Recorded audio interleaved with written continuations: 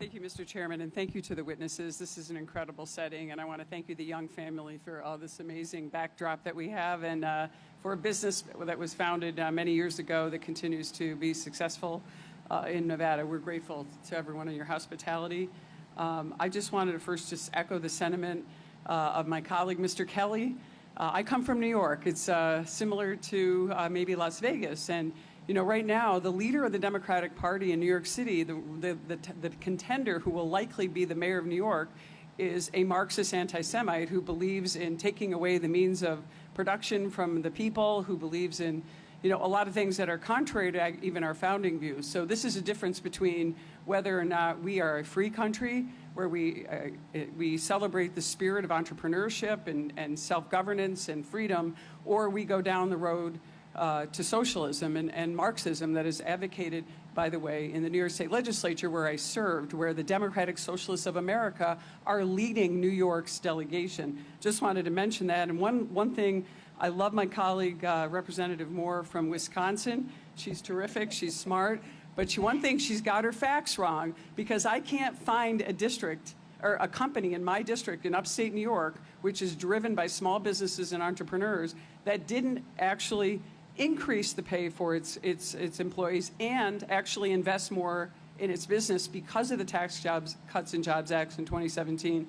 And they're continuing to do that, and they are all sighing a huge sigh of relief in New York State, because we have reinstated the Tax Cuts and Jobs Act under President Trump, and we are going to see these tax cuts continue. I will not yield. I have too many things I've got to get to, but appreciate it.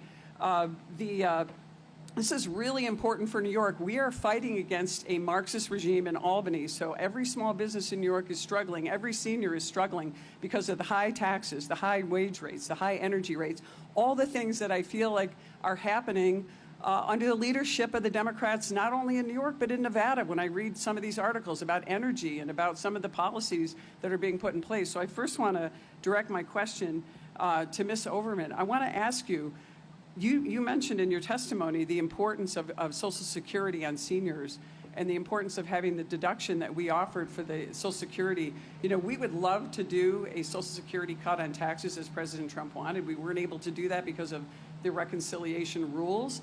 But we appreciate that. Could you just to give us a few seconds of why this is important to you and why this will help seniors, particularly in Nevada? I'd like to also mention that I've lived in New Jersey originally and moved from New Jersey because of the high taxes and moved out here because it was much lower cost of living rate. The last few years of President Biden's term, I was paying taxes on my measly Social Security, and I just could not believe that I was actually paying taxes. I didn't make a lot of money. When you work in healthcare as a volunteer manager in both hospital setting and in hospice, particularly in hospice, you do not earn a lot of money. My salary was very minuscule. I loved working with volunteers, and that's why I did it.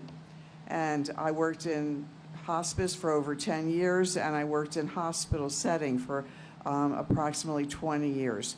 I loved working with volunteers, and I felt that it was a very rewarding environment. Well, it was a very rewarding environment.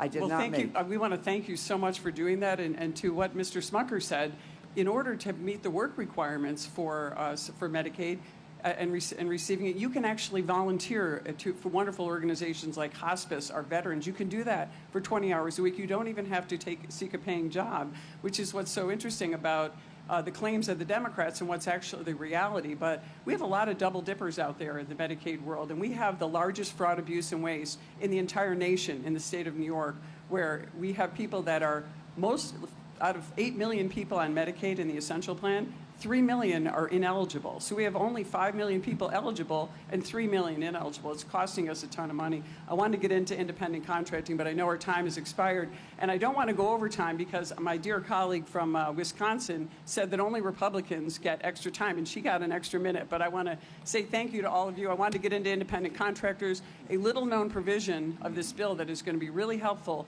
to everyone out there who wants to learn about their ability to continue to work on the side, to be entrepreneurs and independent contractors. There are benefits in this bill for you, too. And thank you so much, everyone. I yield back. Mr. Chairman, I have a unanimous consent request. I have a unanimous consent request, sir. What? I would like to add to the record the Congressional Budget Office report that the 2017 job tax, what do you call it, the Tax Cuts and Jobs Act, that the reduction in taxes, that there were almost 0 companies that used it to raise salaries. Ms. Moore, do you have a copy of that? Can I unanimous consent to add that to the record? If you have a copy of that, if you provide a copy of that, we'll add it to the record. So do you have a copy? That's all I want, Mr. Chairman. Thank you so much for yielding. Reserving the right to object, I do have a question.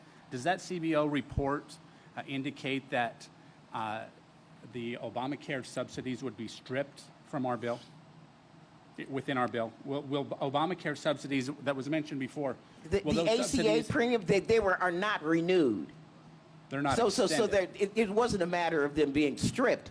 They expired, and they expired just like the 199A provisions expired. The they were double temporary. standard, but that expired, and you did not help them. So that means that somebody who's door dashing, and they decide to go get the Nevada Silver Plan, their premium might go up 573%. Thank you. Thank you. I will certainly. Thank you, sir. And I love my colleagues, especially this one over here with the great jacket.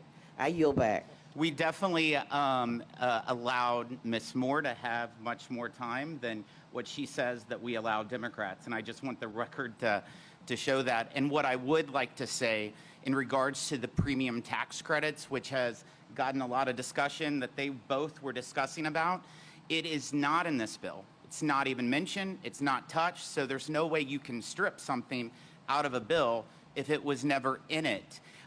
Those tax credits were not renewed. It's my time, Ms. Moore. The tax credits expire at the end of this year, and it's important for the record to show that when the Inflation Reduction Act, solely passed by Democrats and no Republicans, extended the premium tax credits, enhanced them, they made it temporary, much like the no tax on tips, so that it would expire in 5 years. They could have made it permanent, but instead they made the electric vehicle tax credit permanent. Mr. And you Gomez. could have made it permanent too. And Thank you, Mr. Chairman. I know you mentioned at the beginning that you had these, I guess,